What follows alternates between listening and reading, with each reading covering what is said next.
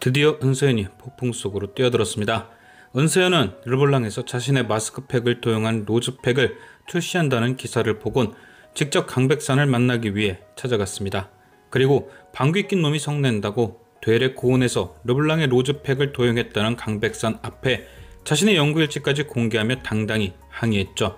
하지만 양심의 털이 날 때까지 난 강백산과 강바다는 그런 은서연의 항의를 비웃었습니다. 그리곤 대기업이란 힘으로 은서연을 찍어 누르려 했죠. 하지만 은서연도 강백산과 피는 다르지만 그의 밑에서 커온 자식과도 같은 사람. 그녀는 르블랑의 행포에 기죽지 않고 그동안 자신이 모아온 르블랑의 치부를 들춰내며 역으로 르블랑을 공격했습니다. 뺏어가긴 했지만 직접 만든 게 아니니 문제가 생겼을 때 절대 대처하지 못할 거라면서 말입니다. 강백산은 그런 은서연을 보고 박수를 치며 그녀의 호기를 칭찬했죠.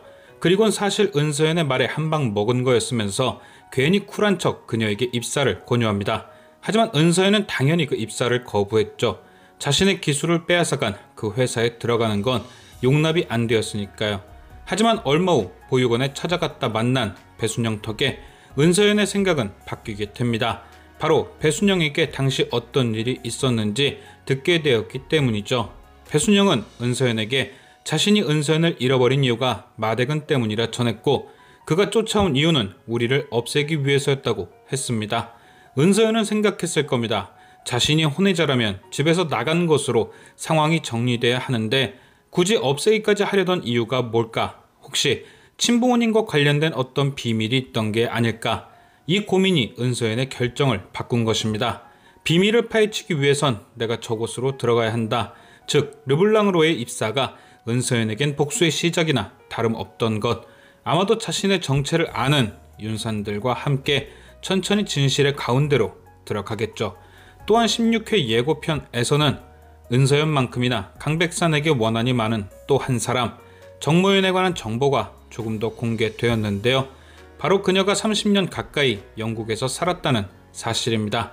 진일석 사건이 벌어진 지 30년쯤 되었으니 사건이 벌어진 지 얼마 후 바로 영국에 갔다는 뜻일 텐데요.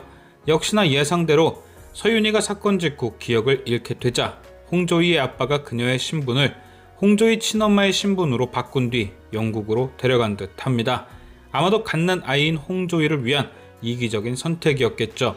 그리고 당연히 그만큼 철저하게 신분을 바꿔 놓았을 테니 강백산이 다시 마대근에게 조사를 시킨들 나오는 건 하나도 없을 겁니다. 다만 불안한 건 정모연을 바라보는 강백산의 눈빛과 자면서도 서윤이를 부르짖는 그의 행동. 마치 내 딸 금서울에서 강만호가 원수인 신드계를 쫓아다녔던 것처럼 이번에도 강백산이 정모연을 쫓아다니지 않을까 걱정되는데요.